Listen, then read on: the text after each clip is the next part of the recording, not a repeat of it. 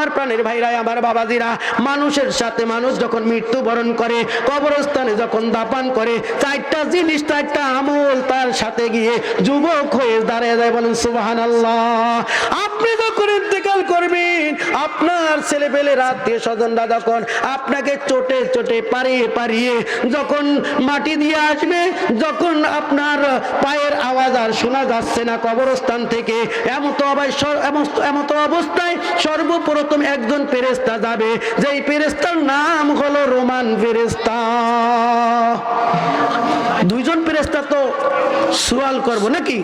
সেই ফেরেশতার আগে একজন ফেরেশতা যাবে, যেই ফেরেশতার নাম হলো রোমান ফেরেশতা। ওই ফেরেশতা সর্বপ্রথম গিয়ে বলবে, তোমার দুনিয়ার জমিনে যা কিছু করেছো সেগুলো লিপিবদ্ধ করো। কি করো? লিপিবদ্ধ করো। তখন মুর্দা বলবে, আমি কলম পাবো কোথায়, কালি পাবো কোথায়, কাগজ পাবো কোথায়? তখন ফেরেশতা বলবে, তোমার আঙ্গুল দ্বারা কলম বানাও, মুখ দ্বারা দোয়াত বানাও, আর কাপড়ের এক টুকরা কাপড় ছিঁড়ে কবে এইটার উপরে লিখো। আল্লাহর হুকুম মতো আঙ্গুল কালি কলম হয়ে যাবে, মুখের ভিতরে কালি চলে আসবে, লিখতে থাকবে ওই কাপড়ের টুকরায়। লিখতে লিখতে আল্লাহর বান্দা দুনিয়ার জমিনে যত ভালো কাজগুলো করেছে সমস্ত ভালো কাজগুলো লিখবে।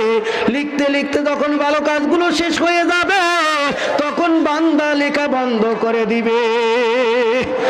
এবার ফেরেশতা বলবে, এই বাসের মাইকটা আওয়াজ নাও। এইবার ফেরেশতা বলবে, ও আল্লাহর বান্দা, তুমি বাকি অংশগুলো লেখছো না কেন? বলবে, আমি লিখতে গিয়ে যেগুলো লিখছি তো লিখছি, বাকিগুলো লিখতে আমার লজ্জা লাগে। বলে, কেন লজ্জা লাগে? বলে, আমি কোথায় জিনা করেছি, কোথায় শিং দিয়েছি, কোথায় ঠ্যাক দিয়েছি, কোথায় চুরি করেছি, কোথায় বদমাশি করেছি, কোথায় গীবত করেছি, কোথায় সেরেকি করেছি, কোথায় কুমড়া চুরি করেছি, কোথায় লাউ চুরি করেছি, হাঁস মুরগি চুরি করেছি, যা কিছু করেছি, বদমাশি করেছি, এগুলো লিখতে আমার লজ্জা লাগে। বলবে, তুমি দুনিয়ার জমিনে এগুলো করতে সময় কি লজ্জা লাগে নাই? এখন তোমার লজ্জা লাগে। ধমক দিয়ে যখন বলবে লেখো, তোমার অবশ্যই লিখতে হবে। তখন বান্দা নিরুপায় হয়ে সমস্ত কিছু লিখবে। নিজের হাতে নিজে সব কিছু আল্লাহর হুকুম মতো স্মরণ হয়ে যাবে। কোথায় কাকে অপমান করছেন, কোথায় কাকে লাঞ্ছনা দিয়েছেন, কোথায় কার মনে কষ্ট দিয়েছেন, কার মনে আঘাত দিয়েছেন, কার হক নষ্ট করেছেন, কোথায় কেমন অপরাধ করছেন, সব কিছু আল্লাহর হুকুম মতো স্মরণ হয়ে যাবে। আর তখন বান্দা সবগুলো নিজের হাতেই নিজে লিপিবদ্ধ করবে।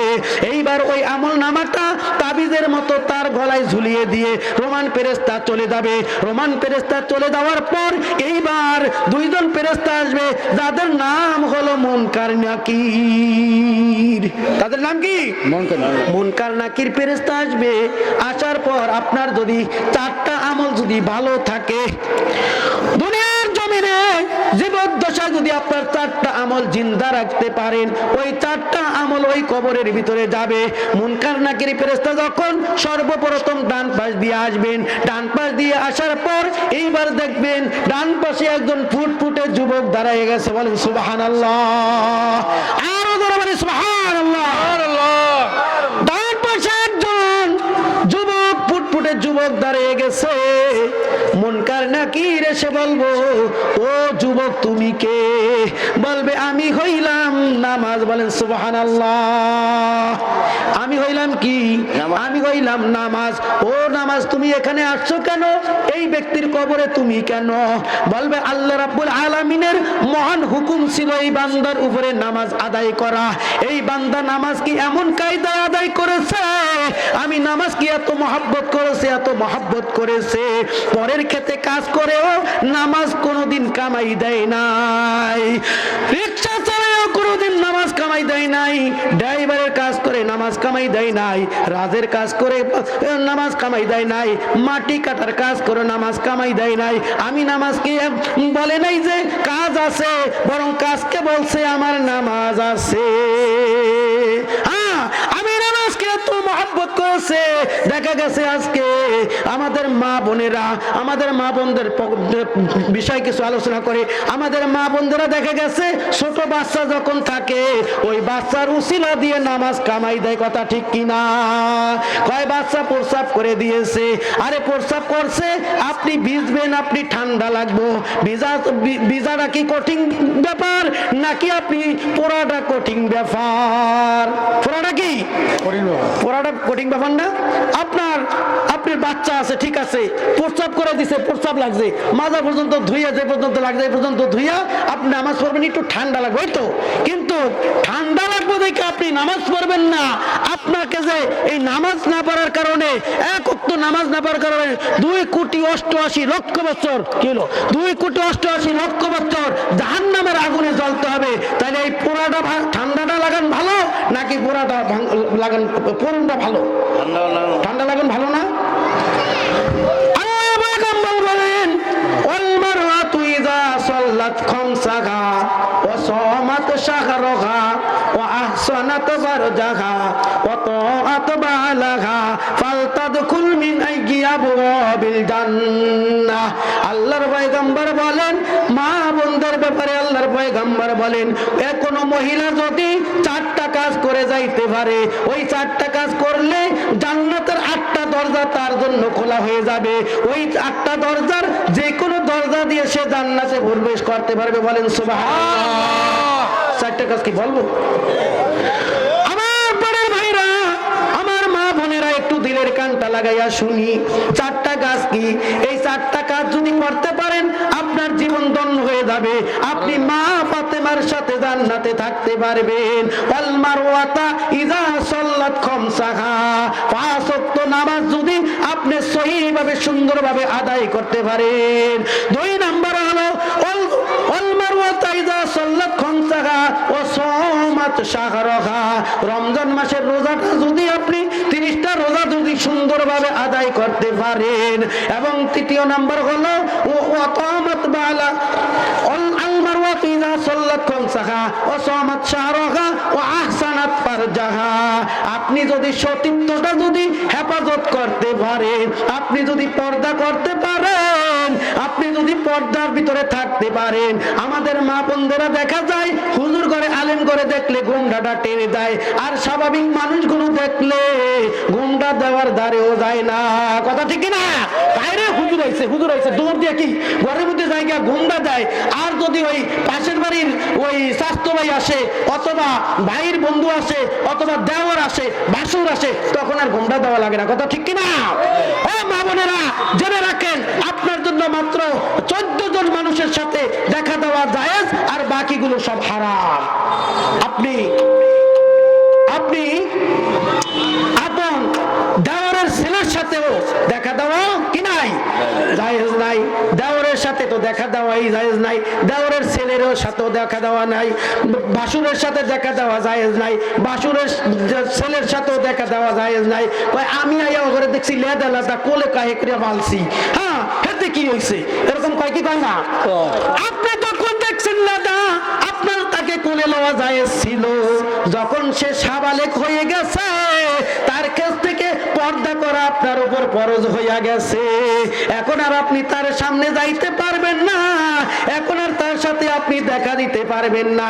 দেখা দেয় দেখা গেছে বাড়ির ভিতরে কাজের লোক আসে, রাজের কাজ করে, বিভিন্ন কাজ করে, তাদের সাথে দেখা দেয়, বাড়ির মানুষের সাথে দেখা দেয়। কয়ারা আমাকে বাড়ির মানুষের কি হয়েছে, কথা ঠিক না? আপনি ওই 14 জন আপন বাবা, আপন ভাই, আপন ভাইগনা, ছেলের ঘরের ভাইগনা, মেয়ের ঘরের বোন, এই সমস্ত এরকম মিলিয়ে 14 জনের সাথে আপনি দেখা দিতে পারবেন। বাকিগুলো দেখা দেওয়া কি সব হারাম হারাম হারাম। সাল্লাত খামসাহা ওয়া সামাত শাহরাহা ওয়া আহসানাত ফারজাহা ওয়া তাআত বালাহা। একটু বসেন।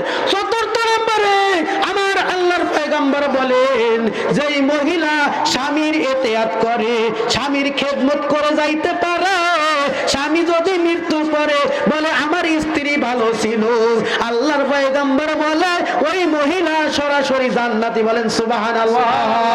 আজকে আমাদের দেশে স্বামীর কোনো খেদমত নাই।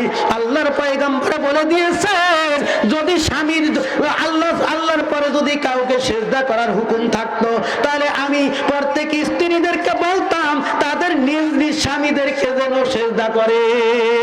আমার প্রাণের বাইরে আমার বাবাজি, তার কারণ হলো আপনি আপনার স্বামী দেখেন সকালবেলা উঠে ব্যবসা করতে যায়, দোকানে চলে যায়, রাত্র 12টার সময় আসে, আপনার জন্য মানুষের সাথে ঝগড়া করে, আপনার সংসার চালার জন্য মানুষের সাথে মিথ্যা কথা বলে, আপনার সংসার চালানোর জন্য ঘুম মারে, আপনার সংসার চালানোর জন্য মানুষের সাথে কত রকমের প্রতারণা করে, একমাত্র আপনাকে আপনার সংসার চালানোর জন্য, আপনার ভরণ পোষণ দেওয়ার জন্য, আপনার কাপড় চোপড়ের ব্যবস্থা করার জন্য, আপনার রিজিকের ব্যবস্থা করার জন্য। কিন্তু যদি মৃত্যুর সময় আপনাকে বলে, স্বামী স্ত্রী গো, বিবি গো, দীর্ঘদিন মাথার গাম পায়ে পেলে তোমার জন্য আমি খাওয়াইছি, কত মানুষের সাথে বেঈমানি করেছি, কত মানুষের সাথে প্রতারণা করেছি, কত মানুষকে ঠকাইছি, একমাত্র তোমার সংসার চালানোর জন্য, তোমার মুখে হাসি ফোটানোর জন্য যা কিছু করলাম, একটা পাপের ভাগ তুমি একটা অংশ নাও, কিন্তু আপনি কোনোদিন রাজি হবেন না। হবে না, রাজি তো হবেই না, হবে না। রাতে রাতে যদি স্বামী মারা যায়, আর যদি তার শ্বশুর যদি বলে, বৌমা গো, দীর্ঘদিন তো তুমি তোমার স্বামীর সাথে একসাথে ছিলা, এক বিছনায় ছিলা, এক বিছনায় ঘুমাইছো, আজকে রাত্রে 10টা বাজে মারা গেছে, সারা রাত এখন তো আর মাটি দেওয়া সম্ভব না, সারা রাত আমরা তো বৈশা থাকা সম্ভব না, আজকের রাতটা একটু তুমি তোমার স্বামীর লাশের কাছে শুইয়া ঘুমাও। আমি পারতাম না, কথা ঠিক না?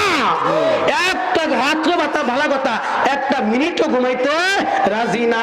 ওয়াল মারওয়াতা ইজা সাল্লাত খামসাহা, যে নারী 5 ওয়াক্ত নামাজ আদায় করে, ওয়া সামাত শাহরাহা, যে নারী রমজান মাসের রোজা আদায় করে, ওয়া আসানাত ফারজাহা, যে নারী পর্দার ভিতরে থাকে, নিজের সতীত্বকে হেফাজত করে, ওয়া তাআত বালাহা, যে নারী স্বামীকে রাজি খুশি রেখে মরতে পারে, এই 4টা আমল যদি করে যাইতে পারে, আল্লাহর নবী, মদিনার নবী বলতেছে, ওই নারীর জন্য জান্নাতের 8টা দরজা খোলা হয়ে যাবে, ওই 8টার যে কোনো দরজা দিয়ে ইচ্ছা সে জান্নাতে প্রবেশ করতে পারবে, বলেন সুবহানাল্লাহ। আমার প্রাণের ভাইরা, আমার বাবাজিরা, বলতেছিলাম সময় তো শেষ হয়ে যাচ্ছে, আমি বলতেছিলাম যে যখন মানুষকে পারে পারে মাটি দিয়ে আসবে, তখন মুনকার নেকির আসবে, আসার পর প্রথম ডান পাশে দেখবে একজন যুবক দাঁড়াইয়া আছে, বলবে, তো যুবক তুমি এখানে কেন? বলবে, এই ব্যক্তির উপরে আল্লাহ রাব্বুল আলামিনের নামাজ পড়া মহান হুকুম ছিল, সেই নামাজকে এত ভালোবাসছে, আমি নামাজকে এত ভালোবাসছে, সেই আমি আজকে এই ব্যক্তির উপরে মহব্বত হয়ে আমি নামাজ তার বন্ধু হয়ে আজকে তার কবরে দাঁড়ায় গেলাম, বলেন সুবহানাল্লাহ। এইবার বলবে, তুমি এখানে কতদিন থাকবা? বলবে, আমি কিয়ামত পর্যন্ত দাঁড়াইয়া দাঁড়াইয়া আমার বন্ধুকে পাহারা দিব, বলেন সুবহানাল্লাহ। বলে, আর কি করবা? বলে, হাত্তা ইয়াদখুলুল জান্নাতা ইয়াউমাল কিয়ামা, আমি নামাজ কিয়ামতের দিন আমার বন্ধুকে হাতে ধরিয়া ধরিয়া জান্নাতে পৌঁছাইয়া দিবে, বলেন সুবহানাল্লাহ। ইউহাসাবু বিহিল আবদু ইয়াউমাল কিয়ামাতিস সালাহ, আল্লাহ রাব্বুল আলামিন যেই নামাজের কিয়ামতের দিন সর্বপ্রথম বান্দার নামাজের হিসাব নেওয়া হবে। এইবার ডান পাশ দিয়ে সুযোগ পাইলেন না, আমি সময় সংক্ষিপ্ত দেখে আমি সংক্ষেপ করতেছি, ডান পাশ দিয়ে সুযোগ পাইলেন না নামাজের কারণে, নামাজ যুবক হইয়া ওই ব্যক্তির বন্ধু হয়ে দাঁড়িয়ে গেলেন, দাঁড়িয়ে যাওয়ার পর এইবার বাম পাশ দিয়ে চলে যাবেন মুনকার নেকির, বাম পাশে গিয়ে দেখবেন সেখানে এক যুবক দাঁড়াইয়া আছে, বলবে, ও যুবক তুমি আবার কে? বলবে, আমি হইলাম রোজা, বলেন সুবহানাল্লাহ। ও রোজা, তুমি আবার এই কবরে কেন আসলা? রোজা ডাক দিয়ে বলবে, ও মুনকার নাকির ফেরেশতা, এই বান্দার উপরে আল্লাহ রাব্বুল আলামিনের মহান হুকুম ছিল সিয়াম সাধনা করা, রোজা আদায় করা, এই ব্যক্তি চৈত্র মাসের গরমের ভিতর দিয়া রোজা কামাই দেয় নাই, গ্যাস্ট্রিকের উসিলা দিয়া কোনোদিন রোজা কামাই দেয় নাই, পরের খেতে কাজ করেও রোজা কামাই দেয় নাই, মাটি কাটার কাজ করেও রোজা কামাই দেয় নাই, ভ্যান চালানের কাজ করেও রোজা কামাই দেয় নাই, যত কঠিন বিপদ আযাব আসছে তার কাছে সে কোনোদিন রোজাকে কামাই দেয় নাই, বরং কাজ বাদ দিয়েছে। আমি রোজাকে এত মহব্বত করছে, এই জন্য আমি রোজা আজকে তার বন্ধু হইয়া তার কবরে দাঁড়াইয়া গেলাম। বলেন সুবহানাল্লাহ। বলবে তুমি এখানে কতদিন থাকবা? বলবে আমি এখানে কিয়ামত পর্যন্ত দাঁড়াইয়া দাঁড়াইয়া আমার বন্ধুকে পাহারা দেব। বলে আর কি করবা? বলে হাত্তা ইয়াদখুলুল জান্নাতা ইয়াউমাল কিয়ামা, আমি রোজা কিয়ামতের দিন আমার বন্ধুকে হাতে ধরিয়া ধরিয়া জান্নাতে পৌঁছাইয়া দিব। বলেন সুবহানাল্লাহ। আমার প্রাণের ভাইরা, ডান দিক চলে গেল, বাম দিকেও সুযোগ পাইলেন না প্রশ্ন করার জন্য। এইবার আসলেন মাথার দিকে, মাথার দিকে এসে দেখে তাও এক ফুটফুটে যুবক। এখন আপনারা একটা প্রশ্ন করতে পারেন, যদি সময় কম, যে কবর হইলো কতটুকু, এর মধ্যে ডাইন পাশ কই আর বাম পাশে কই আর সামন কই আর পিছন কই, মাথার দিক কই আর হেতানের দিক কই, এরকম একটা প্রশ্ন আসতে পারে না? যে ব্যক্তির সাথে এই চারটা আমল চলে যাবে ওই ব্যক্তির কবরটা আল্লাহর রাসূল বলেন এত বড় হবে, এত বড় হবে যে বিশাল ময়দানের ভিতরে দাঁড়াইলে চোখের দৃষ্টিতে চতুর্দিকে যতদূর পর্যন্ত দেখা যায় তত বড় হয়ে যাবে কবর। বলেন সুবহানাল্লাহ। তাহলে ডান পাশ বাম পাশ আছে কিনা? নাই। আমার পরের ভাইরা, এইবার মাথার দিকে যখন গেলেন সেখানে গিয়ে দেখে আরো একজন যুবক দাঁড়িয়ে আছে। বলবো যুবক তুমি আবার কে? বলবো আমি হইলাম কোরআন। আল্লাহু আকবার। বলে আমি কোরআন। ও কোরআন তুমি এখানে কেন আসছো? বলে আল্লাহর বান্দার উপরে আল্লাহর হুকুম ছিল কোরআন শিক্ষা করা, কোরআন তেলাওয়াত করা, কোরআন পাঠ করা। আমার আল্লাহ এই বান্দা এমন অবস্থা, এমন ভাবে কোরআনকে আঁকড়ে ধরেছে, কোরআনকে মহব্বত করেছে, কোরআন নিজে তেলাওয়াত করছে, কোরআন শিখাইছে, কোরআন শিখছে এবং কোরআনকে মহব্বত করছে, কোরআনের মাদ্রাসাগুলোকে মহব্বত করছে, কোরআনের মাহফিলগুলোকে মহব্বত করছে, কোরআনের যে সমস্ত বিষয়গুলো আছে কোরআনের আলেমদেরকে মহব্বত করছে, মাদ্রাসার ছাত্রদেরকে মহব্বত করছে, তলবি আলেমদেরকে মহব্বত করছে, কোরআনের আলেমদেরকে মহব্বত করছে। আল্লাহর পয়গম্বর বলেন কোন আলিমান আও মুতাআল্লিমান আও মুস্তামিয়ান আও মুহিব্বান ওয়ালা তাকুন খামিসা ফাতুখলিক। আল্লাহর পয়গম্বর মদিনার নবী বলে তোমরা আলেম হও, আলেম যদি না হইতে পারো, তোমাদের কপাল যদি পুড়ে গিয়ে থাকে, আও মুতাআল্লিমান তাহলে আলেমের ছাত্র হও, তাও যদি তোমরা না হইতে পারো, আও মুস্তামিয়ান আলেমের সাথে সম্পর্ক করো, তাও যদি তোমরা না পারো, আও মুহিব্বান চতুর্থ নম্বরে গিয়ে তোমরা আলেমদেরকে মহব্বত করো। ওয়ালা তাকুন খামিসা ফাতুখলিক, সাবধান সাবধান তোমরা পঞ্চম নম্বরে ঢুকে যেও না। তাহলে এই চারটার একটা গুণ যদি তোমাদের ভিতরে না থাকে তাহলে তোমরা মানুষের কাতার থেকে বাদ হয়ে যাইবা। বলেন নাউজুবিল্লাহ। ফাতুখলিক তোমরা হালেক হয়ে যাইবা, তোমরা ধ্বংস হয়ে যাইবা। আল্লাহর পয়গম্বর কোরআনকে এত বড় মর্যাদা দিয়েছেন। আল্লাহর পয়গম্বর বলছেন তলাবুল ইলমি ফারিদাতুন আলা কুল্লি মুসলিম, ইলম শিক্ষা করা প্রত্যেক মুসলমানের জন্য ফরজ। কথা ঠিক কিনা? আর অথচ আজকে দেখা গেছে ঘন ঘন মাদ্রাসাগুলো দেখার কারণে অনেকের অন্তরের ভিতরে জ্বলাভরা করে। কথা ঠিক কিনা? জ্বলাভরা করে। অথচ এই মাদ্রাসা হওয়ার কারণে এই ছোট ছোট শিশুরা আজকে দাঁড়া করে দিলে ওযুতে কয় বরজ করতে পারবো, গোসলে কয় বরজ, তায়াম্মুমে কয় বরজ, গোসলের নামাজের বাইরে ভিতরে কত বরজ, নামাজের ওয়াজিব কয়টি, নামাজ ভঙ্গের কারণ কয়টি, ওযু ভঙ্গের কারণ কয়টি, এগুলো সব পড়তে পারে। কিন্তু আপনি মুরব্বিকে যদি দাঁড়া করে দেয় আর যদি বোমা মারি তাহলে আপনি করতে পারবেন না ওযু ভঙ্গের কারণ কয়টি। কথা ঠিক না? তার কারণ কি? আগে এত মাদ্রাসা ছিল না আর এরকম লেখাপড়া ছিল না, এই জন্য সমস্যা। কিন্তু আজ থেকে 20 বছর পরে আপনি যত বুঝে করে জিগাইবেন সবাই দেখবেন সব পারে। কথা ঠিক না? আপনাদের ছেলেপেলেদেরকে নাইনাতকুর যারা আছে তাদেরকে মাদ্রাসা লেখাপড়া করাবেন তো ইনশাআল্লাহ? করাবেন তো ইনশাআল্লাহ? কারা কারা করাবেন একটু হাত জায়গায় আল্লাহকে দেখা। নারায়ে তাকবীর, নারায়ে তাকবীর। 3 নাম্বার চলে গেল কোরআনের মহব্বতে। ওই যুবক কোরআনের মহব্বতে মুহূর্তে কোরআন ওখানে যুবক হয়ে দাঁড়িয়ে যাবে। এইবার পঞ্চম নাম্বারে, চতুর্থ নাম্বারে পায়ের কাছে যাইবেন, পায়ের কাছে গিয়ে দেখবেন সেখানে এক যুবক দাঁড়িয়ে আছে। বলবো ও যুবক তুমি আবার কে? বলবে আমি হইলাম দান সদকা। জোরে বলি সুবহানাল্লাহ। এইটা দিয়ে আপনারা এই বিশাল মাহফিলের আয়োজন করেছেন। বলবে আমি হইলাম দান সদকা। বলবে ও দান সদকা তুমি আবার এখানে কেন আসলা, এই কবরে কেন আসলা? বলবো এই যুবকের ভিতরে দান সদকা এমন কায়দায় যুবক করেছিল, ডান হাতে দান করছে, বাম হাতে জানে না। একমাত্র আল্লাহকে রাজি খুশির জন্য দান সদকা করেছিল। উনি মসজিদে দান করছে, উনি মাদ্রাসায় দান করছে, উনি মাহফিলের জন্য, তার কোরআনের মাহফিলের জন্য দান করছে। আমি কোরআনের মাহফিলের জন্য দান করছে, এই জন্য আমি দান সদকা আজকে তার বন্ধু হয়ে তার কবরে দাঁড়ায় গেলাম। বলেন সুবহানাল্লাহ। বলে তুমি কতদিন থাকবা? বলে আমি কিয়ামত পর্যন্ত দাঁড়াইয়া আমার বন্ধুকে পাহারা দেবে। বলে আর কি করবা? বলে হাত্তা ইয়াদখুলুল জান্নাতা ইয়াউমাল কিয়ামা। আমি দান সদকা কিয়ামতের দিন আমার বন্ধুকে হাতে ধরিয়া জান্নাতে পৌঁছাইয়া দিব। বলেন সুবহানাল্লাহ। তাহলে ডান পাশে যদি আমার একজন বন্ধু হয়, বাম পাশে যদি একজন বন্ধু হয়, মাথার কাছে যদি একজন বন্ধু হয়, পায়ের কাছে যদি একজন বন্ধু হয়, তার পাশে যদি চারজন বন্ধু হয়, কবরে যাইতে আমার কিসের ভয়? আসলে আল্লাহ যদি আমার হয়, কবরে যাইতে কিসের ভয়? আল্লাহ রাব্বুল আলামিন দীর্ঘ সময় আমাদেরকে কোরআন ও হাদিস থেকে যা কিছু শ্রবণ করেছে তার প্রতি পুঙ্খানুপুঙ্খভাবে আমল করার মতো তৌফিক দান করুন, বলি আমিন। ওয়া আখিরু দাওয়ানা আনিল হামদুলিল্লাহি রাব্বিল আলামিন। আসসালামু আলাইকুম ওয়া রাহমাতুল্লাহ। মুসলমানের ঘর দুয়ারে রজনীকান্ত।